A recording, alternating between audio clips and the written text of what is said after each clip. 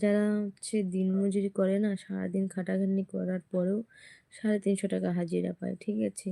আর আমরা ভাবি কি মনে হচ্ছে কোনটা সহজ? যে কোনো কাজে, যে কোনো কাজে এই যে ভিডিও করাটাও কিন্তু কম খাটনি না। রেডি হও, ভিডিও করো, এডিট করো, তারপর ভিডিওটা পোস্ট করো। তারপর সে না একটা ভিডিও তৈরি হয়।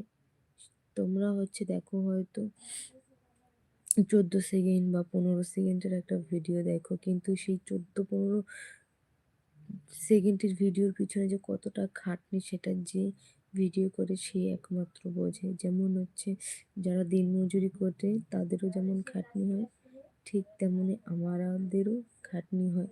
তো খাটনির ফলটা তখনই মেলে যখন তোমাদের কাছে ভিডিওটা যায়, তোমরা লাইক করো, একটা কমেন্ট করো।